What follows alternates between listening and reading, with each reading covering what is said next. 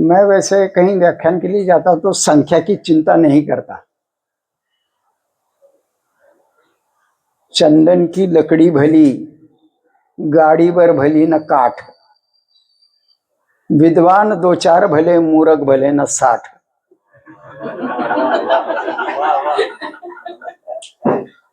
कुमार गंधर्व ने एक बार कहा था, उनको ऐसे किसी कार्यक्रम में बुलाया गया, इतने बड़े व्यक्तित्व, मैं तो उनके मामले में बहुत छोटा हूं, और जब वो अपना गायन शुरू किए उन्होंने, और बहुत अपने हमेशा की तरह उसी लय में वो गाते रहे।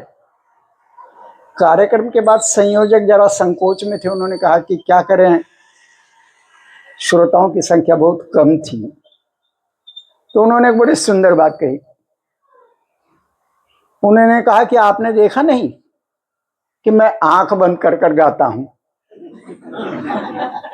तो मैं आंख बंद कर कर तो बातें नहीं कर सकूंगा, पर सहज मुझे वो याद आ गया।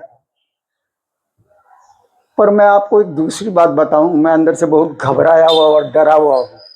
बाहर से दिखाई नहीं देगा आपको, क्योंकि छोटे 4 साल के 5 साल के बच्चे से लेकर और 70 साल तक के सभी को समेटना, सभी के स्तर को नीचे ऊपर करना, पतन अभ्युदय बंधुर पंथा जनगण में है, वैसे नीचे ऊपर अपनी भाषा को लेकर अपनी बात आप तक पहुंचाना, ये मेरे लिए थोड़ा दिक्कत का काम है। विशेष रूप से छोटे बच्चों के लिए बोलना सबसे ज्यादा कठिन होता है। महाविद्यालय में, विद्यालय में तो वो तो राम राज्य परिषद है, आपको पता है वहां क्या चलता है। मैं बच्चों से कहूंगा कि जब तक आप सुनने की क्षमता है सुने, और जाना है तो जाओ, क्योंकि वो आपके लिए भी ठीक रहेगा और मेरे लिए भी, क्योंकि आपके स्तर पे बोलना मेरे लिए बहुत दिक्कत का काम है। इसीलिए प्राइमरी शिक्षक जो होता है उनके प्रति मेरे मन में बहुत आदर है। महाविद्यालय में तो पढ़ा लो, उनके सामने वाले की आकलन क्षमता भी बड़ी होती है, तो कोई दिक्कत नहीं आती। वस्तुतः मेरे व्याख्यान की शुरुआत मुझे अपने एक बड़े प्यारे से अभिवादन के साथ करनी थी, या अभी भी करना चाहूंगा, वो है नमस्ते। नमस्ते का इतना प्यारा अभिवादन है कि बड़ा भी छोटे को कर सकता है, छोटा भी बड़े को कर सकता है, समवयस्क भी कर सकता है। महद्यो नमः, आर्भकेभ्यो नमः, युवभ्यो नमः। महान को नमस्कार, अर्भक बच्चों को नमस्कार, और युवाओं को नमस्कार। जब बड़ा छोटे को नमस्ते कहता है तो उसका अर्थ बदल जाता है। उसका अर्थ होता है नमस्ते के माने तुम्हारे लिए। तो बड़ा जब करता है तो उसका अर्थ होता है आशीर्वाद, नम का अर्थ। जब बच्चा बड़े को करता है तो वहां पर बनता है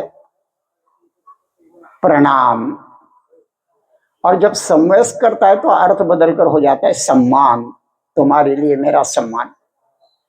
तो इस संस्कृत भाषा का यह विशेषता है कि वो बहु घने अर्थों को लेकर, बहुतेरे अर्थों को एक एक शब्द लेकर चलते हैं।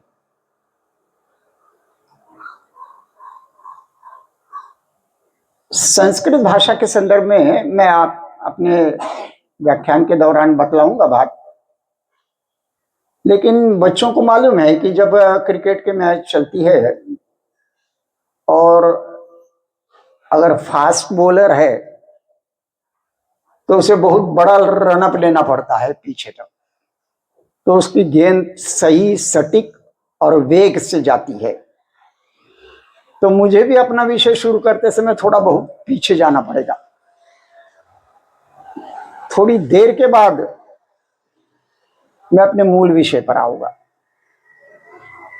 जनगण मन वैसे राष्ट्रगान है, 1911 में लिखा हुआ। 11 दिसंबर 1911 में लिखा था रविन्द्रनाथ ने। फिर 26 दिसंबर 1911 को वह कांग्रेस के अधिवेशन में पहली बार गाया गया और फिर 1950 में जाकर उसको जो है मान्यता मिली राष्ट्रगान की। हमारे देश का यह विशेषता रही कि आजादी भी हड़बड़ी में मिली, तिरंगा भी हड़बड़ी में बना, राष्ट्रगान भी उसी तरह से। बंगाली है मूल, उसका हिंदी अनुवाद किया, उसमें कुछ कमियां हैं, लेकिन राष्ट्रगान की कमियां बतलाना सार्वजनिक रूप से ठीक नहीं है। तो अगर व्यक्तिगत रूप से कोई मिलेगा तो मैं बतलाऊंगा उसमें क्या क्या है, परंतु यहां पर मैं बिल्कुल नहीं कहूंगा। बहुत सुंदर, बहुत अच्छा, क्योंकि रविन्द्रनाथ टैगोर जैसे ने लिखा हुआ, लेकिन अनुवाद करते समय किसने अनुवाद किया पता नहीं, उसमें थोड़ा सा कुछ कमियां रह गई हैं। गलती कहने की अपेक्षा कुछ कमियां रह गई है उसमें, मूल में और उस गीत में। राजेंद्र प्रसाद ने पहली बार इसको राष्ट्रगान कहा और वंदे मातरम को राष्ट्रगीत कहा। महात्मा गांधी ने इसको राष्ट्र स्तवन कहा, जनगण मन को, ये राष्ट्र का स्तवन है। और स्वयं रविन्द्रनाथ टैगोर इसको प्रभाती मानते थे, यानी जागरण गीत, प्रभात का गीत। राष्ट्रगीतों की, राष्ट्र स्तवन की एक लंबी परंपरा हमारे पास है, आजादी के पहले विशेष रूप से। आप पाठशाला में पढ़ने वालों को, या हमने भी पढ़ा हुआ है, आपने भी पढ़ा हुआ है, चाहे उम्र कितनी भी हुई हो, जयशंकर प्रसाद की कविता सबको पता है, सुनी हुई है, विशेष रूप से जो साहित्य के क्षेत्र में रहे हैं। वहां पर जयशंकर प्रसाद की कविता, हिमाद्रि तुंग शुंग से प्रबुद्ध शुद्ध भारती, स्वयं प्रभा समुज्जला स्वतंत्रता पुकारती, असंख्य कीर्ति रश्मिया विकीर्ण दिव्य दाहसी, सपूत मातृभूमि के रुको न वीर साहसी, अराति सैन्य सिंधु में सुवर्णग्नि से जलो, प्रवीर हो जयी बनो बड़े चलो, अमर्त्य वीर पुत्र हो प्रशस्त पुण्य पंथ है, दृढ़ प्रतिज्ञ सो चलो बड़े चलो बड़े चलो। आप थोड़ा बहुत अनुमान तो आपने लगाया ही होगा, क्योंकि उसका वर्णन करने का समय मेरे पास उतना नहीं है। संस्कृत भाषा में यजुर्वेद में राष्ट्र के संदर्भ में एक बड़ी सुंदर बात कही है, वयम राष्ट्रे जागरयाम पुरोहिता, हम राष्ट्र को जागृत होकर राष्ट्र का जो है पुरोहित करे, नेतृत्व करे। राष्ट्र पुरुष को जागृत रहना चाहिए, सतत, निरंतर, हमेशा। ये वहां पर विशेष रूप से बतलाया गया है। भागवत जी ने अभी कुछ दिनों पहले बतलाया कि ये जो हो हल्ला हुआ, इसको ठीक करने में हमने थोड़ा सा समय गंवा दिया। यानी राष्ट्र के नेताओं को हर घड़ी हर क्षण जरा सा भी कहीं अगर खटका होता है तो सतर्क रहना जरूरी है, नहीं तो बवाल हो जाता है। वयम राष्ट्रे जागरयाम पुरोहिता, अंतर्गत शत्रुओं से भी और बाहर के भी शत्रुओं से। रामायण का प्रसंग तो आपको मालूम ही है, जननी जन्मभूमि स्वर्गादपि, यानी सोने की लंका जीतने के बाद भी दुनिया का पहला राजा जिसने झांक कर भी नहीं देखा सोने की लंका को।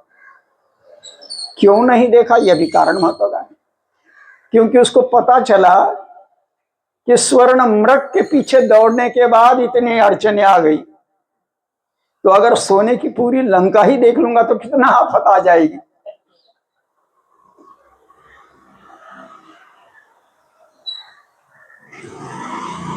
प्रसाद जी की तरह माखनलाल चतुर्वेदी की कविता तो आपने अवश्य सुनी भी है, पुष्प की अभिलाषा, चाह नहीं सुरबाला के गहनों में गूथा जाऊं, चाह नहीं प्रेमी माला में बिंद प्यारी को ललचाऊं। फूल कह रहा है, पुष्प कह रहा है, मेरी इच्छा क्या है, चाह नहीं सुरबाला के गहनों में गूथा जाऊं, चाह नहीं प्रेमी माला में बिंद प्यारी को ललचाऊं, चाह नहीं सम्राटों के शव पर हे हरि डाला जाऊं, चाह नहीं देवताओं के शीश चढ़ भाग्य पर इठलाऊं, मुझे तोड़ देना वनमाली, उस पथ पर फेंक देना फेंक, मातृभूमि पर शीश चढ़ाने जिस पथ जावे वीर अनेक। ये बहुत प्रसिद्ध कविता स्वाधीनता के पहले भी रही है। नवीन जी की कविता, एक लहर इधर से आए एक लहर उधर से आए, कभी कुछ ऐसी तान सुनाओ। बड़ी सुंदर और बड़ी लंबी कविता है। दिनकर जी की कविता को विशेष रूप से समझिए, क्योंकि इसका संदर्भ जनगण मन में है। जनगण मन, ये पूरा गीत जो है वो मन से संदर्भित है, और वो भी मन किसका? भारतीय मन। जनगण मन ये कीवर्ड है। ये अगर समझ गए तो पूरी कविता आपके गीत आपके समझ में आ जाएगा। जन समूह का मन, उसी की जय जयकार इसमें है। हम संघ में किसी भी व्यक्ति विशेष की पूजा नहीं करते। अपवाद रूप में शिवाजी महाराज को हम छोड़ दे तो, क्योंकि हेडगेवार ने कहा था कि अगर हमारे पास तो ऐसे प्रथा नहीं है व्यक्ति पूजा की, क्योंकि व्यक्ति है तो दोष होगा ही, इसीलिए संघ में पूजा नहीं की जाती। लेकिन हेडगेवार ने कहा कि अगर पूजा ही करनी है तो हमारे करीब के पास के इतिहास का एक व्यक्ति है, वो है शिवाजी महाराज। और वो भी हम शिव जयंती नहीं मनाते, साम्राज्य दिन, उस प्रकार का उत्सव का, क्योंकि शिवाजी जैसा व्यक्तित्व तो पूरी तरह से दोष मुक्त। तो कहने का मतलब ये था कि जैसे संघ में व्यक्ति पूजा नहीं है, उसी प्रकार से जनगण मन में भी व्यक्ति पूजा नहीं है, क्योंकि हमारे राष्ट्र का चरित्र ही वह है। यह जय जयकार बार बार, जय हे जय हे जय हे, जय जय जय है, यह 7 बार, 7 शुभ चिन्ह। तो ये जयकार किसकी है? ये भारतीयत्व की, भारतीय मानस की, भारतीय मन की, जिसके ऊपर राम का, कृष्ण का, बुद्ध का, विवेकानंद का असर है, प्रभाव है, उनके द्वारा गठित यह भारतीय मानस है, उसकी जयकार इसमें है। तो मैं ये कह रहा था, दिनकर की कविता है, किसका नमन करूं मैं, किसका नमन करूं, तेरा तेरे नदिश गिरिवन पथ का नमन करूं मैं। यानी भारत से वार्तालाप कर रहे हैं, देश से, कि मैं किसका नमन करूं? हे भारत, तेरा नमन करूं, तेरे नदिश यानी सागर का नमन करूं, तेरे गिरिवन पथ का नमन करूं, क्योंकि गिरिवन पथ ने ही भारत को ऊंचा बनाया है, सिंहासन पर बैठने वालों ने नहीं। राम वन पथ पर गए और राम राज्य आया। पांडवों को वन जाना पड़ा पांडवों के लिए, यानी वन वह हमारे लिए बहुत आदर का स्थान रहा है। तपो युग हमारे पास रहा हुआ है। कालिदास और शकुंतला का सारा तप वन में है। मरीचि आश्रम में भरत का जन्म, और भरत से भारत, पहला चक्रवर्ती भरत, उसी के नाम से हमारे देश का नाम भारत पड़ा हुआ है। और शकुंतला तो कण्व के आश्रम में पली बड़ी। आत्मवत् सर्वभूतेषु, गर्भार हिरणी का जब सुखद प्रसव हो जाए तो मुझे समाचार देना, ससुराल जाते जाते कह रही है। यानी गर्भार हिरणी की भी चिंता कर रही है वो शकुंतला। तो इस प्रकार से वन किसका नमन करूं मैं, तेरा तेरे नदिश वनपथ का नमन करूं मैं। मेरे प्यारे भारत, तन का मन का नमन करूं मैं, तेरे तन का भी और तेरे मन का भी। यानी जो जनगण मन में मन आया है, वो मन यहां पर भी है। एक लंबी कविताओं का सिलसिला हमारे पास रहा हुआ है।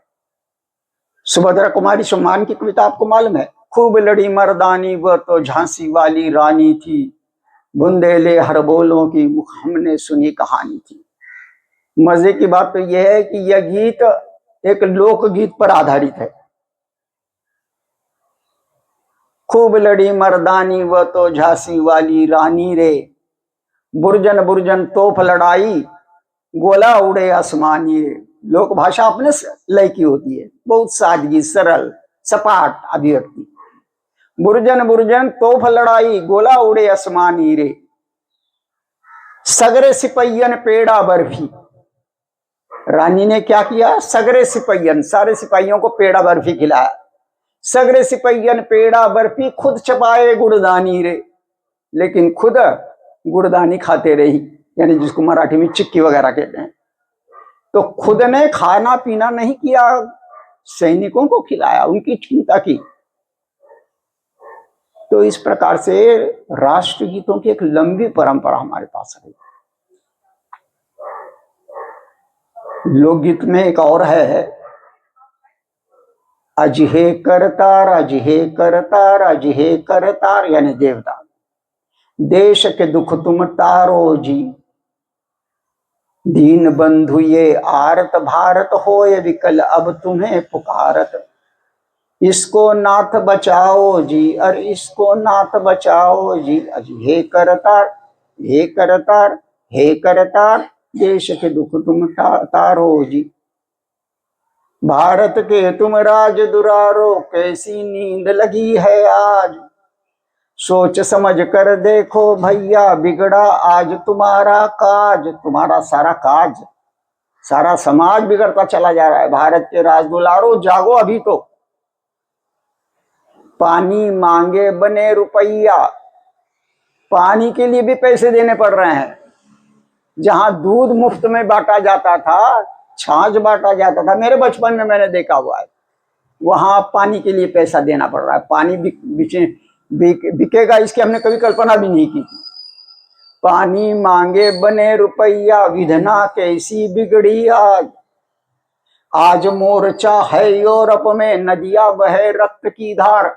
यानी हमारे परंपरा में कब से ये गाना चल रहा है कि मोर्चा यूरोप में है, वहां पर खून खराबा चल रहा है। वो आज हमको मालूम है, रूस में जो चल रहा है, मध्य एशिया में जो चल रहा है, ईरान, अमेरिका। जय बोलो शिवाजी राजा की, जय बोलो शिवाजी राजा की। दाढ़ी मुंडाई चोटी रखवाई, जय बोलो शिवाजी राजा की। कितने सादगी के साथ लोकगीत शिवाजी की बात कह रहे हैं। हाथ लिए तलवार भवानी, कतल उड़ाई मुगलों की, जय बोलो शिवाजी राजा की। तिवारी जी ने बचपन में ये गाने सुने हुए हैं, क्योंकि मेरे गांव में रहे वो कुछ दिनों तक। तो इस प्रकार से लोकगीतों में भी राष्ट्रगान की परंपरा है। फिल्मों में तो है ही। 1947 के पहले की फिल्म की बात, 1975 के पहले की फिल्मों की बात मैं कर रहा हूं। आओ बच्चों तुम्हें दिखाए झांकी हिंदुस्तान की, इस मिट्टी से तिलक करो, ये धरती है बलिदान की। ये है मुल्क मराठों का, यहाँ शिवाजी बोला था। मुगलों की ताकत को जिसने तलवारों पर तोला था। हर पत्थर पर आग लगी थी, हर पर्वत पर आग लगी थी, हर पत्थर एक शोला था। बोली हर हर महादेव की, बच्चा बच्चा बोला था। आज हिमालय की चोटी से फिर हमने ललकारा है, दूर हटो दूर हटो दूर हटो, हे दुनिया वालों हिंदुस्तान हमारा है।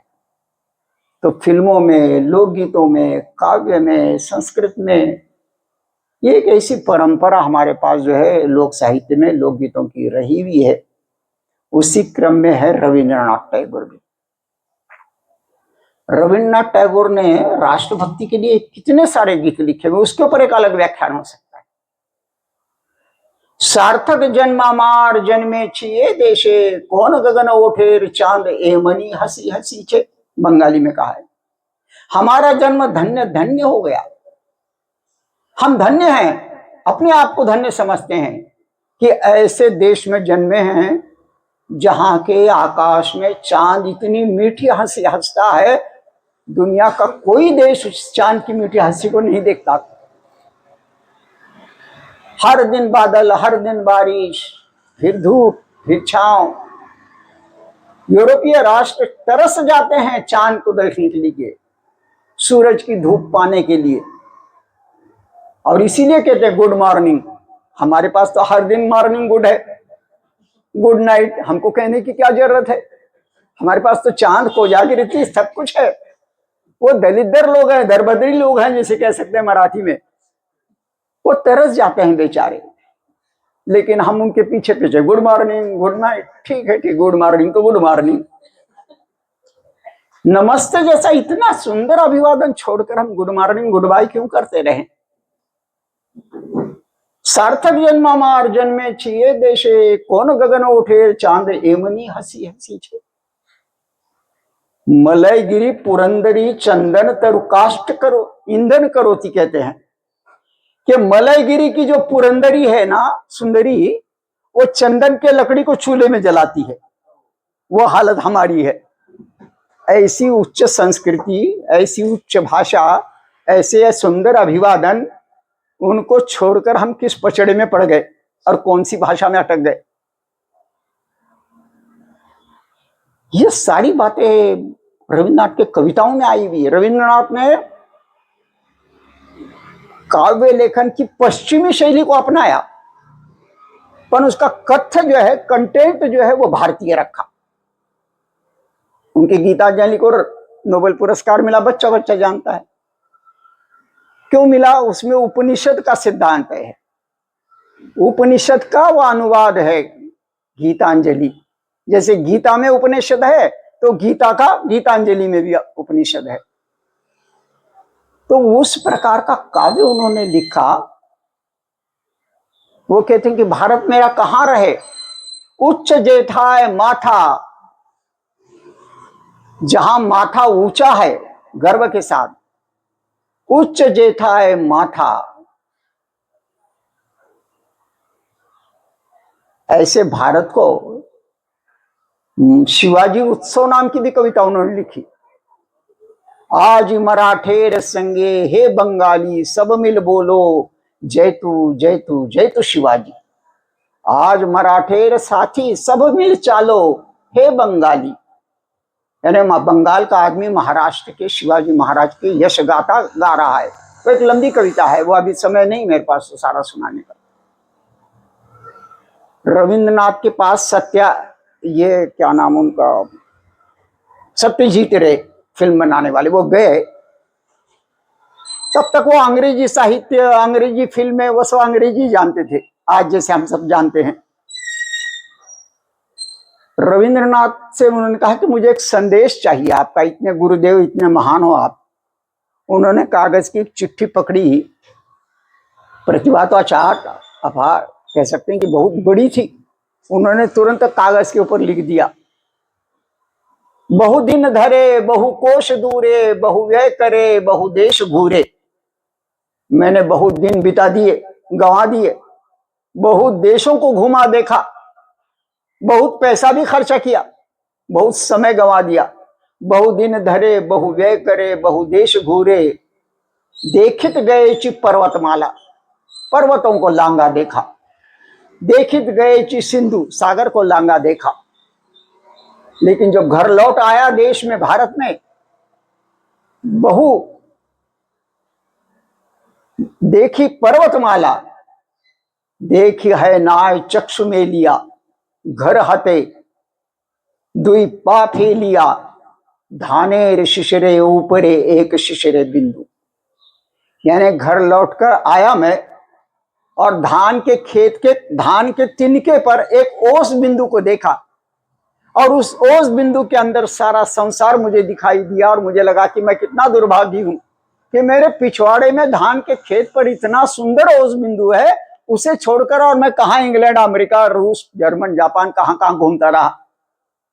इसका संकेत यह है कि भारत देश के एक तिनके के ओस के प्रति उनके मन में जो प्यार है, वो समूचे देश के प्रति, समूचे विश्व के प्रति उनके मन में नहीं है। यानी इस प्रकार का कल्पना का, विराट कल्पना का कवि, कितनी सुंदर बात। परंतु थोड़ा सा बंगाली में होने के कारण पढ़ने में, सुनने में अड़चन आती है। परंतु भारत की भाषाएं सब समान है, कोई दिक्कत नहीं आती अगर थोड़ा सा स्वाध्याय करे, प्रयास करे। शायद मैडम को लगेगा, मैडम ने मुझे पहले पूछा कि आप बंगाली हैं क्या? तो ये बंगाली तो नहीं हूं और बंगाली मैं जानता भी नहीं हूं। ये सब रटा रटाया हुआ है और अच्छा लगता है, इसलिए अच्छा लगता है तो वो भा जाता है, सरल भी हो जाता है। आप भी प्रयास करेंगे तो आपको भी आ जाएगा। वो बहुत सुंदर भाषा है, सबसे मीठी भाषा है, मानो मुंह में रसगुल्ला पकड़कर बात कर रहे हैं, ऐसी बंगाली।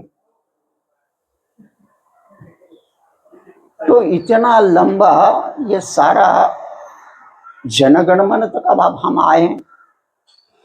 जनगण मन ये राष्ट्रगान रविन्द्रनाथ ने लिखा।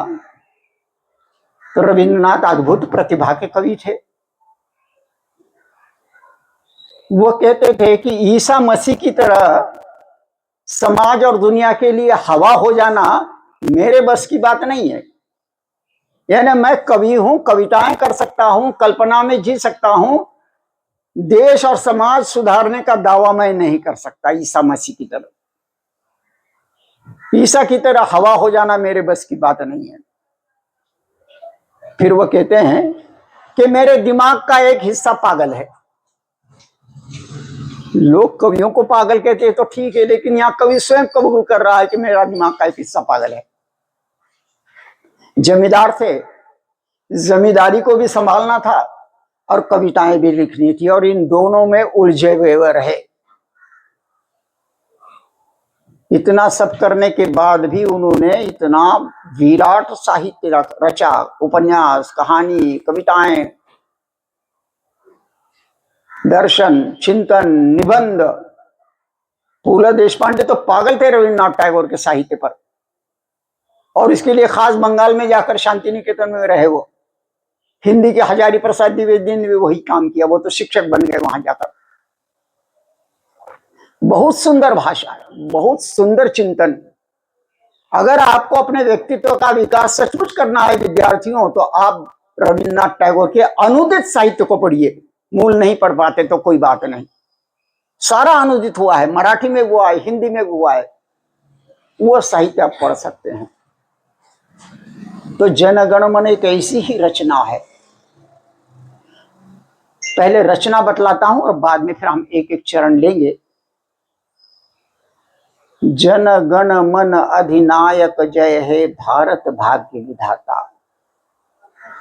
पहला चरण तो आपको मालूम है, पंजाब सिंध गुजरात मराठा द्राविड़। इसका दूसरा चरण है, अहरह तव आह्वान प्रचारित सुनि तव उदार वाणी। ये चारों चरण आगे के बंगाली है, लेकिन यह ज्यादातर संस्कृत भाषा के शब्दों का प्रयोग इसमें किया, इसलिए समझने में दिक्कत नहीं होगी। और आप जैसे तो मैं जानता हूं कि बहुत परिपक्व अनुभव जीवन का, भाषा का आपने पाया हुआ है। थोड़ा ध्यान देंगे तो आपके समझ में आ जाएगा। अहरह यानी दिन रात, अहरह तव आह्वान प्रचारित सुनि तव उदार वाणी। ये सारा गीत जो है ना भारतीय मन के लिए है। और इसके अंदर पहला चरण जो है वह भारतीय शुद्ध एकता का दर्शन, दूसरा चरण। तीसरे में जो है वह भारत के श्री कृष्ण का चिंतन। उसके बाद चौथे में जो है वो गौतम बुद्ध के करुणा का दर्शन। और पांचवा और आखिरी जो है वो विवेकानंद के उस आशावादी स्वर का चिंतन। अहरह तव आह्वान प्रचारित सुनि तव उदार वाणी। हिंदू बौद्ध सिख जैन पारसिक मुसलमान क्रिश्चानी। पूर्व पश्चिम आसे तव सिंहासन पासे। प्रेम हार है गाथा जनगण मन ऐक्य विधायक जय हे भारत भाग्य विधाता। दूसरे चरण में है श्री कृष्ण। पतन अभ्युदय बंधुर पंथा। युग युग धावित यात्री। तुम चीर सारथी तव रथ चक्रे मुखरित पथ दिन रात्रि। दारुण विप्लव मागे तव शंख ध्वनि बाजे। जन गण मन पथ परिचायक जय हे भारत भाग्य विधाता।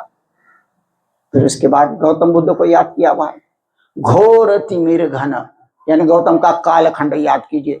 घोर तिमिर घन निबिड़ निशीथे पीड़ित मूर्छित देशे जागृत तव छिल अविचल मंगल नत नयन अनिमेषे दुस्वप्ने आतंके रक्षा करिले अंके तुम स्नेहमयी माता जनगण मन करुणादायक जय जनगण मन दुखत्रायक जय हे भारत भाग्य विधाता।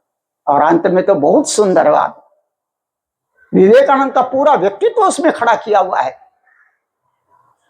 कैसे अंधेरा चला गया और नया सूरज भारत की क्षितिज में जागृत हुआ। रात्रि प्रभातिल उदिल रवि छवि पूर्व उदय गिरि भाले गाहे विहंगम पुण्य समीरण नव जीवन रस ढाले तव करुण अरुण रागे निद्रित भारत जागे जनगण मन आशादायक जय हे भारत भाग्य विधाता। अब इसके एक एक चरण को लेकर हम बात करेंगे और मैं उसको विराम दे दूंगा अपनी बात को। जनगण मन का एक पंक्ति ध्रुव पद जिसको कहते हैं वो क्या है? जनगण मन अधिनायक जय हे भारत भाग्य विधाता। यह टेक पंक्ति है, यह सबसे महत्व की है। इसमें भी मैंने जैसे कहा जन गण मन, ये तीन शब्द ज्यादा महत्व के हैं, सामासिक है, तीनों जोड़े हुए हैं। जन समूह का मन, उस मन पर राम का, कृष्ण का, बुद्ध का, विवेकानंद का प्रभाव, संस्कार। तो ऐसा संस्कारित भारत या भारतीयत्व, उसकी यह जयगान है, उसकी यह यशोगान है, उसकी यह यशोगाथा। गाथा शब्द जानबूझ कर, गाथा का मतलब जैसे महाभारत गाथा है, रामायण गाथा है। अब जनगण मन गाथा कैसे बन गई? हम पहला चरण बोलते हैं तो उसमें गाथा शब्द आता है, लेकिन गाथा तो नहीं है, कविता है।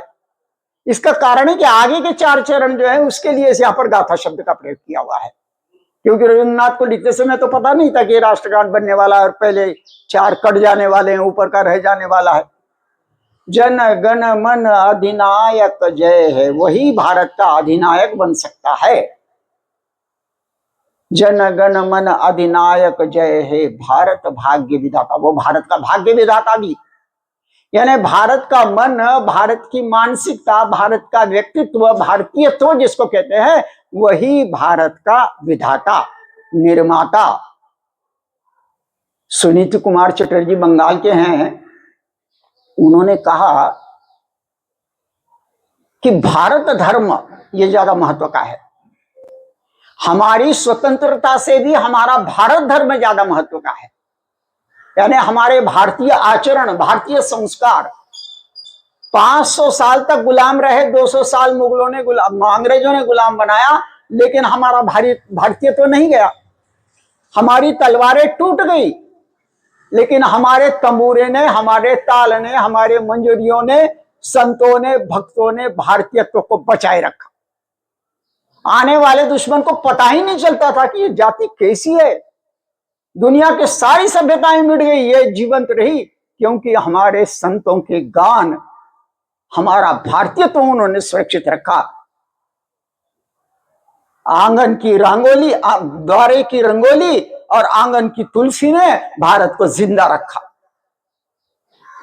भारतीयत्व को बनाए रखा, उसकी जयगान है यह। आप कल्पना कीजिए अब हम किस ओर जा रहे हैं। आजादी के पहले तो हमारा भारतीयत्व टिका था, लेकिन अब खतरे में आ गया है। खतरे में किसी बाहर की वजह से नहीं, हमारे वजह से आ गया, क्योंकि न तो तुलसी रही, न तो आंगन रहा, न तो चाचा रहा, न तो मौसा रहा, न तो फूफा रहा, न तो फूफी रही। हमारा भारतीय तो हमारा खान पान, दीपावली का भी पकवान चला गया। अब तो बाजार से लाते हैं, मन खाने वाले बच्चे तो खा भी नहीं रहे हैं, उनको तो पिज्जा चाहिए, उनको तो बर्गर चाहिए।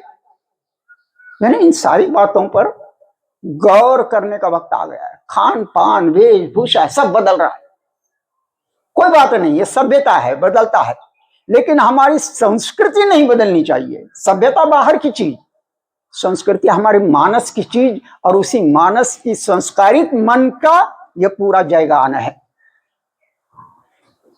इस केवल टेक पंक्ति के ऊपर ही 50 मिनट का व्याख्यान दिया जा सकता है, इतनी बड़ी बात है। जन गण मन अधिनायक जय हे भारत भाग्य विधाता।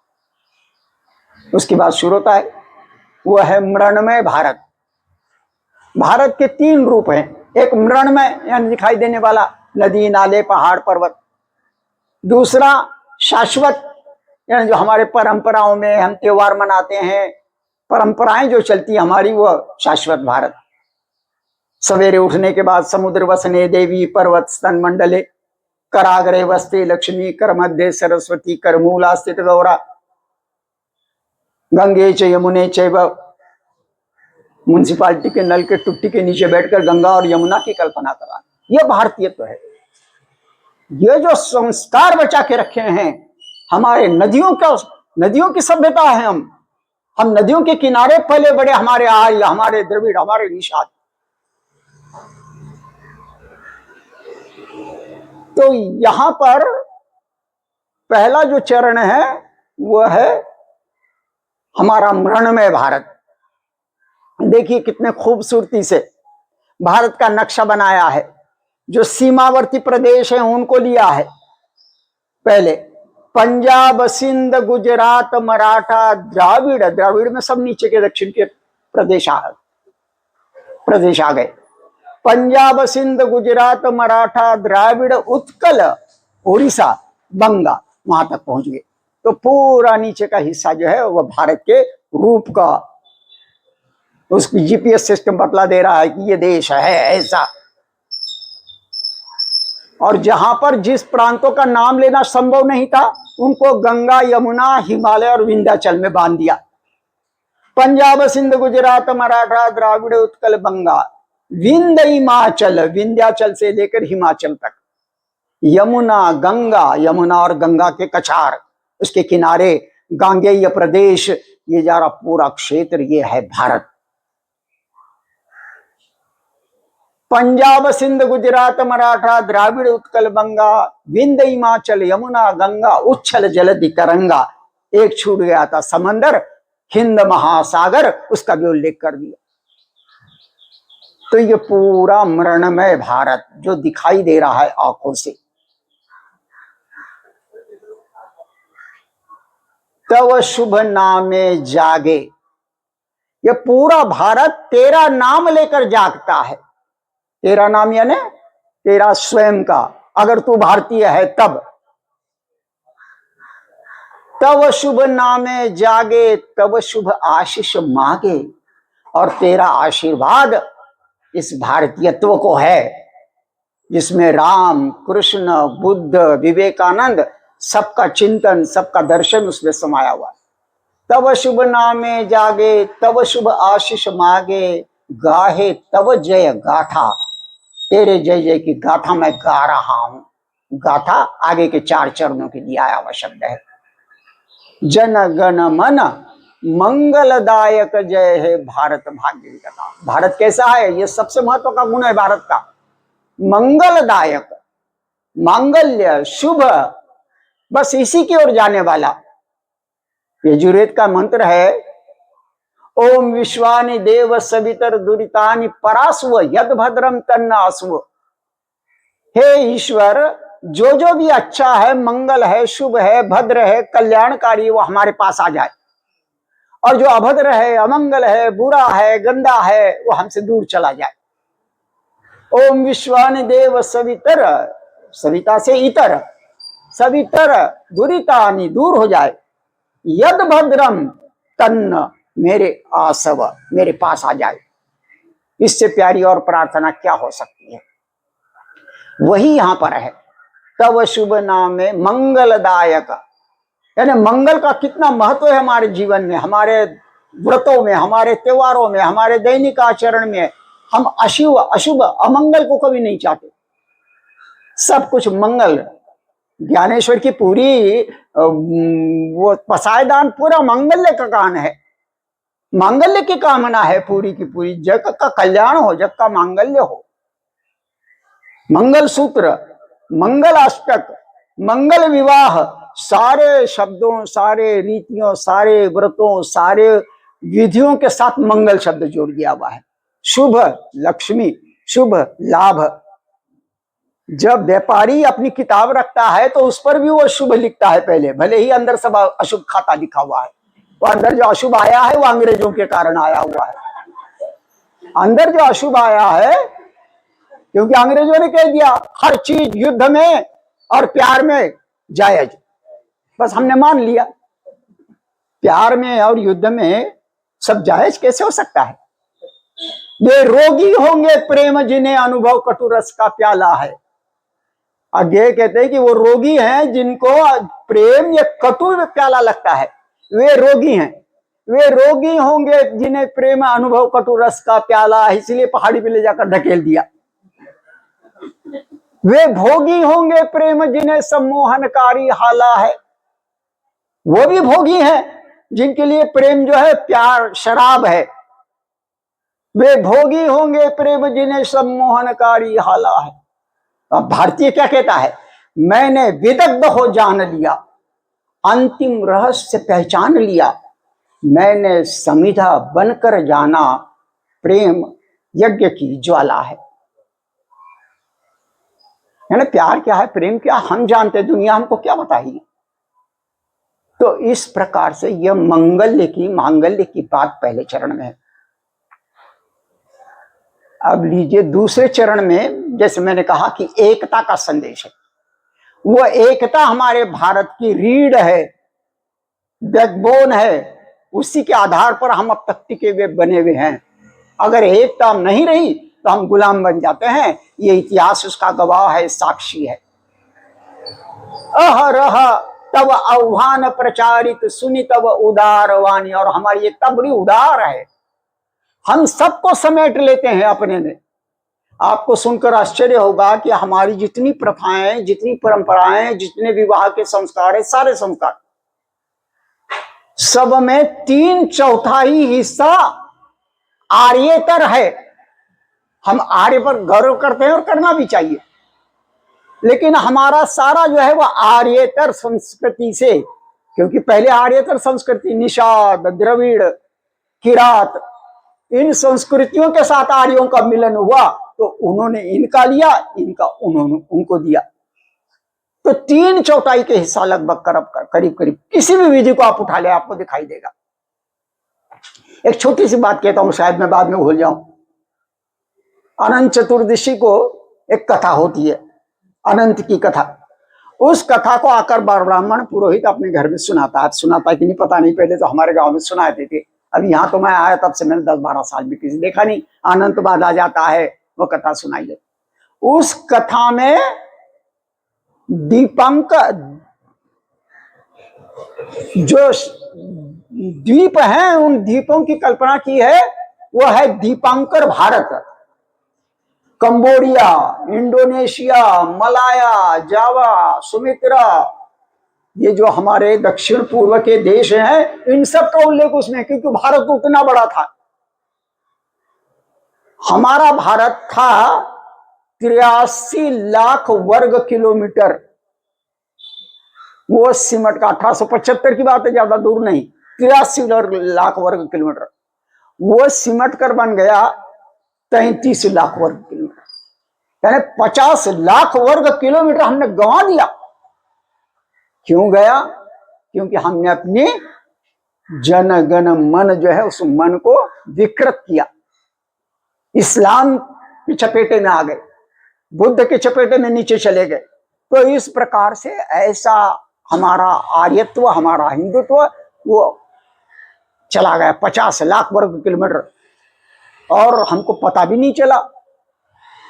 एक दुस्वप्न हमने देखा इतिहास का, केवल हमारे संयम के कारण, हम शांति के पुजारी बने रहे इनके कारण। और 33 वर्ग किलोमीटर भी घटकर आज 31 किलोमीटर रह गया है। यानी जाते जाते पिछली सरकारों ने 2 वर्ग किलोमीटर और गंवा दिया। यानी वो जो बड़े बाप का बेटा होता है ना, जैसे जमीनें बेचते चला जाता है और बाद में उसके पास कुछ नहीं रहता, उस प्रकार से हमारी हालत है। हम बड़े बाप के बेटे हैं, चंद्रगुप्त मौर्य, विक्रमादित्य, समुद्रगुप्त, नाम लेते लेते थक जाएंगे, कहां से कहां आ गए। अटल जी कहते हैं, बड़ी सुंदर कविता अटल जी की, दुनिया का इतिहास पूछता रोम कहां यूनान कहां, घर घर पवित्र अग्नि जलाता वह उन्नत ईरान कहां। दीप बुझ गए पश्चिमी जगत के, व्याप्त हुआ वैशीला अंधेरा। किंतु चीर तम की छाती को जीवित हिंदुस्तान हमारा। इतने सारा खो देने के बाद भी आज हिंदुस्तान जीवित है। इसका कारण कि हमने अपने मन को संस्कारित रखा। सारे तम को, अंधेरे को चीर कर 500-700 साल की गुलामी का अंधेरा झक गया, लेकिन उसके बाद भी हम जीवित है। दुनिया की एक भी सभ्यता जीवित नहीं है। ईरान नहीं, न यूनान रहा, न अरब रहा, सारी मिट गई सभ्यताएं। जिनके घोड़ों के टापों से पृथ्वी कांपती थी, वो ग्रीक कहां चले गए? उनके बड़े बड़े महल, आज उन महलों में बेखौफ होकर मकड़ियां जाला बुनती हैं, जिनके टापों से सारी दुनिया थर्रा दी थी। एक किस्सा मुझे याद आ गया। जब उनका पतन काल शुरू हुआ, वो पतन काल क्यों हुआ वो भी बड़ी मजेदार बात है। रोम के लोगों ने क्या किया, वो रोमन लोग जो थे वो बहुत विलासी बन गए। जब दिग्विजय पा लिया, विलासी बन गए। और फिर उन्होंने क्या किया कि खाना पीना, पार्टियां, अब जैसे हम कर रहे हैं ना विलासिता, उसी में लग्न, संस्कृति वगैरह सब बकवास की बात। और अपने बच्चों को पालने पोसने के लिए उन्होंने गुलाम हफ्सियों को रखा। उन गुलाम हफ्सियों की आदतें बच्चों को लगी। यानी जो हम घर में बच्चों को रख रहे हैं ना पालने के लिए, या बच्चों को ले जाकर दूसरे के भरोसे पे आउटसोर्सिंग कर रहे हैं संस्कारों का। अभी मैं मैडम से बात करते हुए कहा, संस्कारों का आउटसोर्सिंग करना पड़ रहा है, क्योंकि दादा नहीं, दादी नहीं, नाना नहीं, नानी नहीं, कोई नहीं, तू मैं हम तुम दोनों। तो फिर वो गाने तो सुनेंगे ही, मुन्ना मुन्नी की जवानी शीला की, वो क्या है, मुन्नी बदनाम हुई। अरे मुन्नी बदनाम नहीं, तुम बदनाम हो गए। तो ये सारी सभ्यता उनकी धाराशाही हो गई, मिट गई। केवल हफ्सियों को घर में पालन पोषण के लिए, अपने बच्चों को उनके भरोसे। और ये भोजन करने जाते, शाम के रात के भोजन होता। और कमाल की बात है कि अभी हम वहां पर नहीं पहुंचे, पहुंचेंगे जल्दी ही, कि भोजन करने के बाद पेट भर जाता था, पार्टियां होती थी। अब दूसरे पार्टी में जाना है तो ये लोग क्या करते थे, उंगली में उंगली डालकर मीटिंग करते थे, और फिर दूसरे पार्टी में। अभी ज्यादा दिन नहीं, हमारे बर्थडे 2 लोगों के बर्थडे आएंगे तो फिर हम करेंगे ना धीरे धीरे। अभी तो एक बर्थडे बना रहे हैं, अब 4 बर्थडे आ जाएंगे तो क्या करेंगे, जाना तो सबके पास थोड़ा थोड़ा खाना ही पड़ेगा। अब वो भारतीय इसलिए थोड़ा संयम करते, थोड़ा खाते। वो रोमन थे, उन्होंने खाते रहे और उन्होंने बड़ा अजीब तरीका ढूंढ निकाला। चंद्रशेखर आजाद नहीं, भगत सिंह, बटुकेश्वर दत्त, राजगुरु, सुखदेव, इनको कैद में रखा गया और जबरदस्ती इनको दूध पिलाया गया। जेनजी कहते हैं ना, इनको कहते हैं जेनजी। जबरदस्ती नालियों से दूध पिलाया गया, भूख हड़ताल पे बैठे। 63 दिन की भूख हड़ताल भगत सिंह ने की, भारत के किसी भी नेता ने नहीं की इतनी लंबी भूखता। तो वो क्या करने के, उन्होंने बड़ा सुंदर तरीका अपनाया। पेट में दूध जबरदस्ती गया है ना, तो कह कर दिया। ये राष्ट्रभक्ति के लिए वो मीटिंग है और वो विलासिता की। तो मैं कह रहा था कि इस प्रकार से ये सारा वातावरण, ये सारा चिंतन, अहरह तव आह्वान प्रचारित सुनि तव उदार वाणी, हिंदू बौद्ध सिख जैन पारसिक मुसलमान क्रिश्चानी, पूर्व पश्चिम आसे तव सिंहासन पासे प्रेम हार गए गाथा। ये एकता का संदेश, निषाद द्रविड़, ये सब हम एक हैं। उसके बाद दूसरा चरण है, दूसरे चरण में है श्री कृष्ण का स्मरण।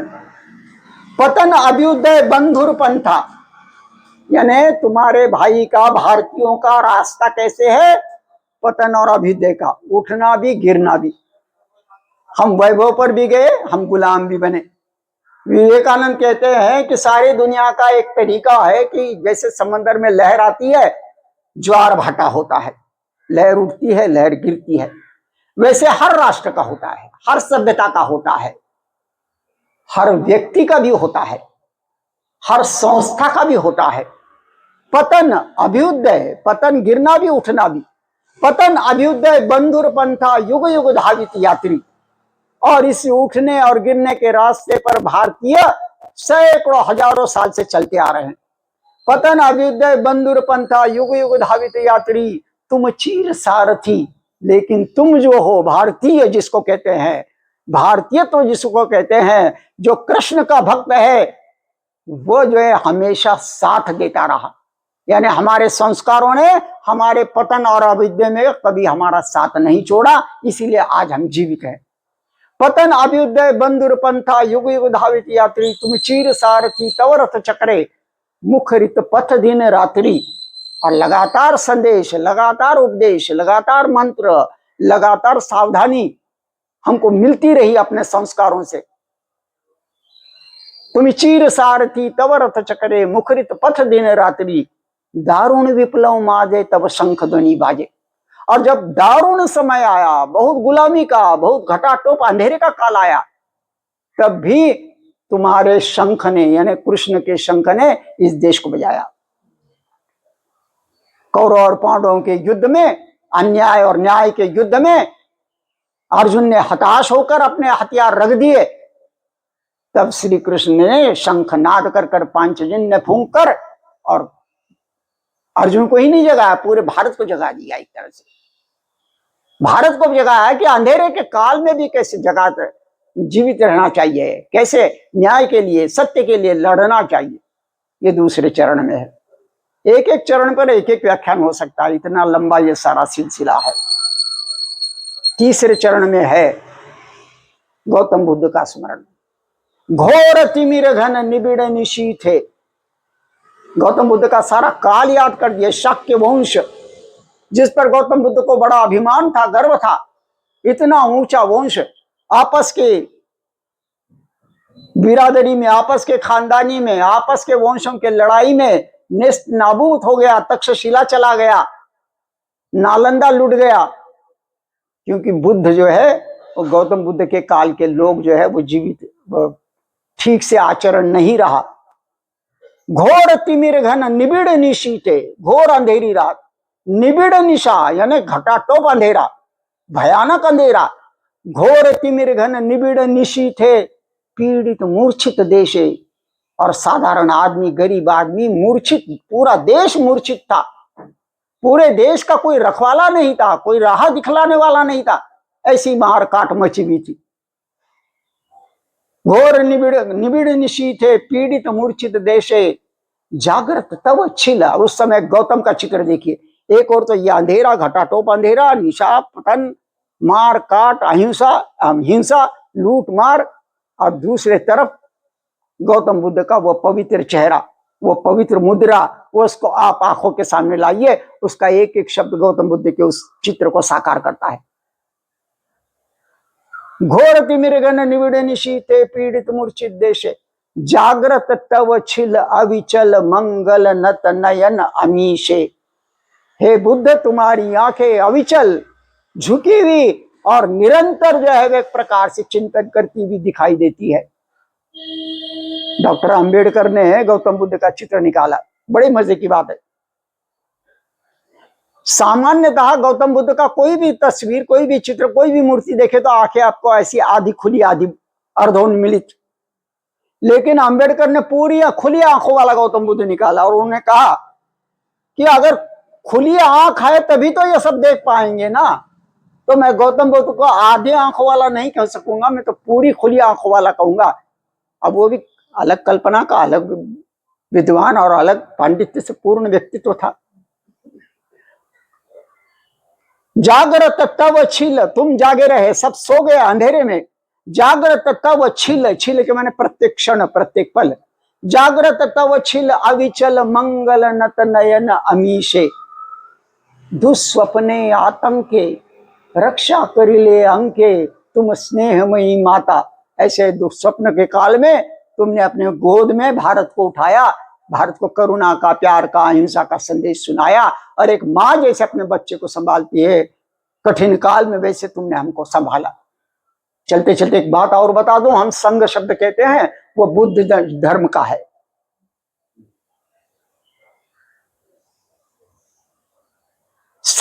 राष्ट्रीय स्वयं सेवक, ये तो संस्कृत के हैं, लेकिन बुद्ध धर्म से आया हुआ है। संगम शरणम गच्छामि, बुद्धम शरणम गच्छामि, वहां से ये शब्द एक प्रकार से बाहर हमारे राष्ट्र से, यानी हम हमारी एकता को बतलाते हैं। हमारी एकता कैसी है, हमको किसी को सिखाने की जरूरत नहीं है, हमको किसी का उपहास करने की आवश्यकता नहीं है। भारतीय तो है, भारत धर्म है सुनीति कुमार का। रात्र प्रभातिल उदिल रवि, हाँ, जागृत तव छिला विचल मंगल नत नयन अमीशे, दुस्वप्ने आतंके रक्षा कर लिए अंके, तुम स्नेहमयी माता जन गण मन दुख त्रायक जय है। दुखों का त्राण करने वाला, दुखों को मिटाने वाला तुम हो। और तुम कौन हो? बुद्ध तुम नहीं, तुम्हारे संस्कार जो हर भारतीय में है, उस मानस का जय जयकार। और उसके बाद अंतिम चरण में है विवेकानंद का स्मरण। वो तो बहुत स्पष्ट। कमाल की बात तो यह है कि पूरे कविता में कहीं पर भी गौतम बुद्ध का नाम नहीं है, कहीं पर भी राम का नाम नहीं है, कहीं कृष्ण का नाम नहीं, कहीं विवेकानंद का नाम नहीं। लेकिन कविता की यही विशेषता होती है कि उसमें जो अनकहा होता है वह कहा हुआ से ज्यादा महत्व का होता है। पाड़गांवकर ने कहा कि मैं कविता को 35 साल से पढ़ रहा हूं, सुन रहा हूं, लिख रहा हूं, सुना रहा हूं, लेकिन आज तक मैं कविता को पकड़ नहीं पाया। कविता तो तितली की तरह है, छान किती दिसते, वो कविता है ना, मी धरु जाता ये नहाता दूर चिति पड़ते, छान किती दिसते फूल पाखरू। तो ये कविता भी उसी तितली की तरह होती है, उसको जितना पकड़ने की कोशिश करेंगे वो आपके हाथ से छूटती चली जाएगी। जितना वो रंग आपको लुभाएंगे, खींचेंगे, आप दौड़ेंगे, उतनी वो आके चक्कर लेती हुई भागेगी। जैसे मैंने कहा ना कि एक एक चरण पर एक एक व्याख्यान हो सकता है, इतना दीर्घ विषय, क्योंकि बहुत बड़े प्रतिभाशाली प्रतिभावान कवि की कविताएं हैं।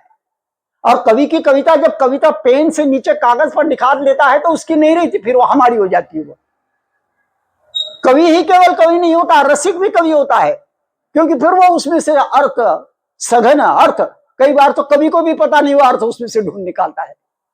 उसमें भी अतिरेक भी हो जाता है कभी कभी, लेकिन उसमें मैं नहीं जाऊंगा। तो अब मैं अंतिम चरण की बात कर रहा था। रात्रि प्रभा तिल, रात का जो धुंधलका है, धुंधला अंधेरा है, वो खत्म हो गया। भारत में धीरे धीरे अंधेरा छटने लगा था जब विवेकानंद का आगमन मंच पर हुआ, राष्ट्र मंच पर हुआ। विवेकानंद सन्यासी बनकर जाना चाहते थे, परमहंस ने उनको डांटा कि तुम कहां निकल पड़े, मैंने तो समझा कि तू समाज के लिए, देश को जगाने के लिए आया हुआ है। परमहंस की डांट फटकार पड़ी, तब विवेकानंद आए। और विवेकानंद ने कहा कि अगर तुम अपनी मुक्ति चाहते हो तो तुम निश्चय ही नरक में जाओगे। तुम्हें तो अपनी मुक्ति, तुम्हें तो समाज के मुक्ति की कामना करनी चाहिए, और समाज के मुक्ति की कामना करते हुए नरक में भी जाना पड़े तो अपने मुक्ति की कामना करते स्वर्ग जाने की अपेक्षा अच्छा है। तब विवेकानंद बने।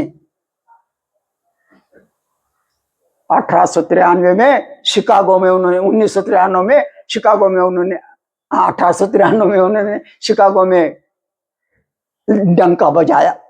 शृण्वन्तो विश्वे अमृतस्य पुत्रः, हे अमृत के पुत्रों सुनो। अब वो सारे यूरोप के लोग भौचक्के चकित हो गए। आपको कुछ भी नहीं लगेगा मैं कहूंगा शृण्वन्तो विश्वे अमृतस्य पुत्र, हे अमरता के पुत्र सुनो, क्योंकि हमारे संस्कारों में, उनके यहां पर कहते हैं कि आदमी जो है वो पाप की संतान है।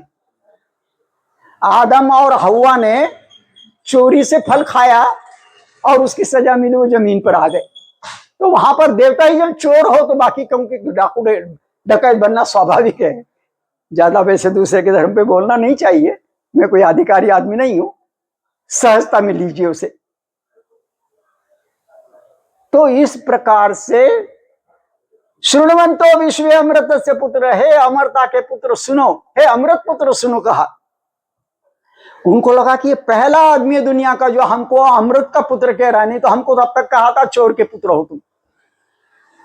इसीलिए तालियां बजी, इसलिए बार बार बुलाया गया। उनको एक नया दर्शन, एक नया चिंतन, एक नया मानवता का, विश्व बंधुत्व का, भारतीयत्व का चिंतन। और इसीलिए विवेकानंद की सारी बातों को सुनने के बाद एक ब्रिटेन के सांसद ने कहा कि भारत में मिशनरियों को भेजना बंद कर देना चाहिए। इतने विद्वान लोग वहां पर हैं, हम तो उनको जादूगरों का देश, मदारियों का देश, बंदरों को नचाने वाला, सांप सपेरों का देश कहते थे, ये तो विद्वानों का देश दिख रहा है।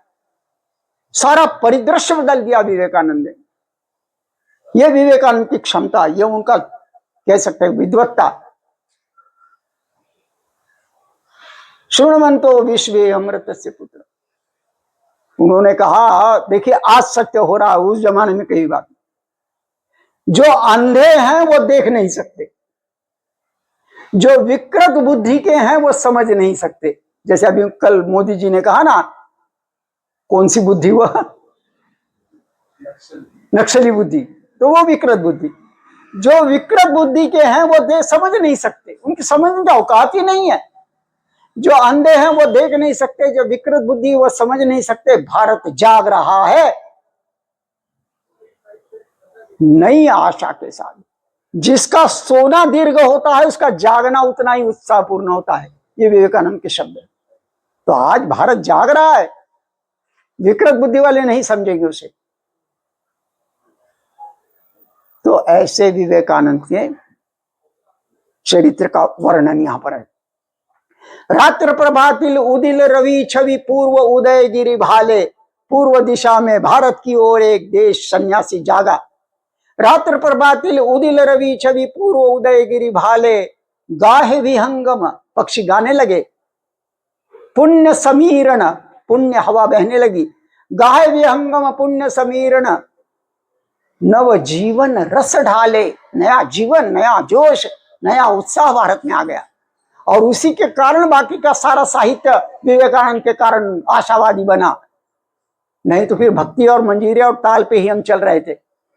गाहे विहंगम पुण्य समीरण, नव जीवन रस ढाले, तव करुण अरुण रागे। एक एक शब्द पर एक एक बात दीजिए। करुण, विवेकानंद की करुणा मानवता के प्रति, विश्व के प्रति। और अरुण यानी जगाने वाली, आशावादी। तव करुण यानी तुम्हारी, तव करुण अरुण रागे, राग गूंजने लगा भारत में। तव करुण अरुण रागे, निद्रित भारत जागे। सोया हुआ भारत चकबकाकर जाग पड़ा, यकबयक जाग पड़ा। उनका स्वर सुनकर क्या, ये कोई हमारी जागृत कर रहा है, हमको बतला रहा है हम क्या हैं। सो हम एक निर्भयता जगा रहा है, और वह निर्भयता फिर गांधी के माध्यम से सारे देश में जो है एक प्रकार से जागी। इसका मूल विवेकानंद। भारत जागे जन गण मन आशादायक जय हे, भारत भाग्य विधाता। इस प्रकार से भारत भाग्य विधाता है ये पांच, और उनके संस्कारों से स्वयं भारतीय भी एक प्रकार से उसका मन भी वो बना हुआ है। तो यहाँ पर आकर सुनिए, संस्कृत भाषा के अंदर ये दम है, ये क्षमता है कि इतना सारा लंबा बंगाली काव्य होने के बाद भी आप उसमें से लगभग समझ चुके हैं कि आखिर है क्या ये। क्योंकि संस्कृत भाषा की वो गरिमा है। कालिदासो जने जने कंठे कंठे संस्कृतम, मधुरा भाषा, सरला भाषा, दिव्य भाषा संस्कृतम। कविजन वाणी मुनिजन वाणी प्रियजन वाणी संस्कृतम। कविजन वांछा मुनिजन वांछा प्रियजन वांछा संस्कृतम। सदने सदने रामचरितम, वदने वदने संस्कृतम। कालिदासो जने जने कंठे कंठे संस्कृतम। गमनागमने, आते जाते, गमनागमने वार्तालापे, गमनागमने कार्य क्षेत्रे वार्तालापे संस्कृतम। यानी इतनी आसान भाषा ये हमारे बच्चों को सिखानी चाहिए, हमको सब छोड़कर काम। हिब्रू भाषा दुनिया में बोलने वाले चंद लोग थे, 5 उंगलियों के बराबर। इजराइल की हिब्रू भाषा व्यक्त हो चुकी थी, उस मृत भाषा को उन्होंने जीवित कर दिया। और आज हिब्रू भाषा में सारा साइंस, सारी टेक्नोलॉजी, दुनिया हाथ जोड़ जोड़ कर नमस्कार कर कर कर इजराइल से मांग रही है। जरा जाके देखिए, अंग्रेजी में पढ़ रहे हैं क्या बच्चे? अंग्रेजी में खोज कार्य चल रहा है क्या? हिब्रू में चल रहा है। और हमारी जीवित भाषा, जिंदा भाषा, इतनी क्षमता, ताकत वाली भाषा। विवेकानंद कहते हैं कि तुमको अगर अपने व्यक्तित्व का विकास करना है तो संस्कृत भाषा से बढ़िया दूसरा कुछ नहीं है। संस्कृत भाषा ही जो है तुमको प्रगति पे ला सकती है और प्रगति पे कायम रख सकती है। विवेकानंद के शब्द है, मेरी बात न माने आप। और एक बात बतला दूं, विवेकानंद ने संस्कृत सीखने के लिए पुणे आना पड़ा। पुणे में उन्होंने संस्कृत सीखी। संस्कृत का जो घनता है, सघनता है, मुझे वो पंडित का नाम याद नहीं आ रहा, दुर्भाग्य से मैं अपने विस्मरण शक्ति को कोस रहा हूं, याद नहीं आ रहा है। तो यहां पर रहकर विवेकानंद ने सीखा। तो संस्कृत भाषा, वंदे मातरम भी पूरा संस्कृत में ही है लगभग। कोटि कोटि कंठ कल कल निनाद कराले, कोटि कोटि भुज खर खर कलवाले, की बोले माँ तुम अबला, ये बंगाली है, की बोले माँ तुम अबला, बहुबल धारिणी नमामि तारिणी, रिपुदल वारिणी मातरम वंदे। तुम्ही विद्या, तुम्ही धर्म, तुम्ही रिद्धि, तुम्ही मर्म, तुम्हारे प्रतिमा, तुम ही प्राणा शरीर है, तुम ही शरीर के प्राण हो। भारत माता वंदे मातरम कह रहे, तुम ही प्राणा शरीर है, बहुहते माँ तुम शक्ति, हृदय माँ तुम्ही भक्ति, तुम्हारे ही प्रतिमा जड़ी मंदिरे मंदिरे मातरम वंदे। कमला कमल दल विहारिणी, विद्यावाणी दायिनी। और बहुत जल्दी में मैं हूं इसलिए मुझे थोड़ा स्मरण नहीं आ रहा है। विद्यावाणी, तुम ही कमला कमल दल विहारिणी, वाणी तुम ही दुर्गा, तुम ही दुर्गा, तुम ही विद्यादायिनी, कमला कमल दल विहारिणी, नमामि त्वम अमलाम कमलाम अतुलाम सुजलाम सफलाम मातरम वंदे। श्यामलाम सरलाम सुस्मिताम सुभाषिताम भरणीम धरणीम मातरम वंदे। और समय मुझे लगता है कि इसी के साथ जाए पर रुक जाना ठीक रहेगा, क्योंकि आपके धैर्य का अंत मैं देख रहा हूं, वो लगभग करीब आ चुका है। परंतु अगर मैंने कुछ कहा है तो बहुत सा गड़बड़ी में कहने के कारण शायद हो सकता है वो मेरी कमी है कि मैं ठीक से बतला नहीं पाया। लेकिन आपने बहुत तल्लीनता के साथ, बहुत नम्रता के साथ और पूरा सम्मान देते हुए जो आपने ये मेरी बात सुनी, इसके लिए मैं आपका आभारी हूँ। बस यहीं अपनी बात को रोकता हूँ। धन्यवाद।